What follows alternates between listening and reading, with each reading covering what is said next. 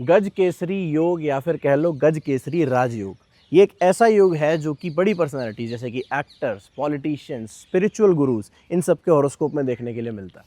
ये एक ऐसा योग है कि अगर ये अपनी दशा इसकी आ गई ना, तो ये आपकी किस्मत को अलग ऊंचाइयों पर पहुंचा देगा। कुछ फेमस पर्सनालिटीज़ के नाम बताता हूँ, जैसे कि Akshay Kumar, Amitabh Bachchan, queen Elizabeth II, Narendra Modi. ऐसे ही बहुत से लोग हैं जिनकी कुंडली के अंदर ये योग देखने को मिलता है। अब क्या है ये योग, कैसे बनता है, पावरफुल कब होता है, कुछ रेमेडीज इससे रिलेटेड, आइए सारी चीज़ें जानते हैं। क्या है गजकेसरी योग?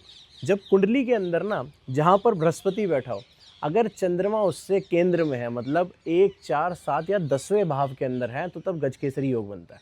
एग्जाम्पल के लिए मान लीजिए जो बृहस्पति है, जुपिटर है, आपकी कुंडली के 9th हाउस के अंदर बैठा हुआ है, तो जब चंद्रमा मान लीजिए 9th हाउस में ही है, 12th हाउस में है, 3rd हाउस में है या फिर 6th हाउस में है, तो तब ये गज केसरी योग बना। ये योग एक काफ़ी लंबी, एक लॉन्ग लास्टिंग रेपुटेशन देता है। बहुत से केसेस के अंदर देखने को मिला है कि जब व्यक्ति इस संसार से चला भी जाता है ना, उसका नाम तब भी रहता है। ये एक ऐसा योग है जो कि आपको समाज के अंदर इज्जत दिलवाता है। लोग आपकी इज्जत करते हैं, आपको काफ़ी रिस्पेक्टफुली ट्रीट करते हैं। आप किसी भी सेक्टर के अंदर हो, आपके हाथ में पावर होती है, एक अथॉरिटी। गज मतलब हाथी और केसरी मतलब शेर।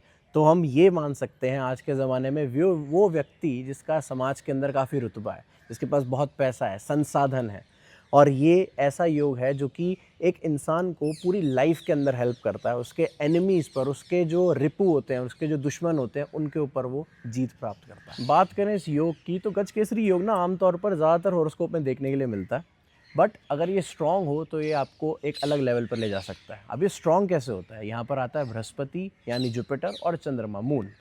बृहस्पति अगर जो जुपिटर है ये अपनी उच्च राशियों में हो, मतलब कर्क राशि के अंदर हो, साथ ही में अगर ये धनु या फिर मीन राशि के अंदर हो, तो भी ये योग को स्ट्रॉन्ग बनाता है। और साथ ही में अगर चंद्रमा की बात करें तो चंद्रमा रोहिणी नक्षत्र के अंदर हुआ, कर्क या फिर वृषभ राशि के अंदर हुआ, तो ये बहुत ज़्यादा पावरफुल योग बनता है।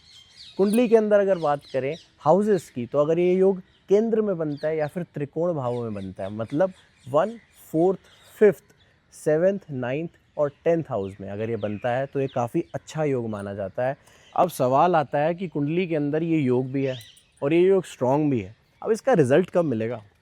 इस योग का जो आपको बहुत पावरफुल रिजल्ट है ना, ये तो वैसे आपको थ्रू आउट द लाइफ मिलेगा, बट एक जो पॉइंट आएगा जब बृहस्पति की महादशा और चंद्रमा की अंतर्दशा होगी, या फिर चंद्रमा की महादशा और बृहस्पति की अंतर्दशा होगी, तो तब आपको इस योग का इफेक्ट बहुत पावरफुली देखने को मिलेगा। अगर कुछ रेमेडीज़ की हम बात करें, तो आपको कुछ रेमेडीज़ करनी चाहिए, जैसे कि आप इस योग में, मतलब इस जब ये दशा आए, तो तब आपको बृहस्पति के लिए येलो सफ़ायर यानी पुखराज वेयर करना चाहिए, और पर्ल आप पहन सकते हो, मोती पहन सकते हो। अगर आप ये लोग नहीं ले सकते हो, ये चीज़ें नहीं ले सकते, तो आप सिट्रीन या फिर मूनस्टोन भी वेयर कर सकते हो।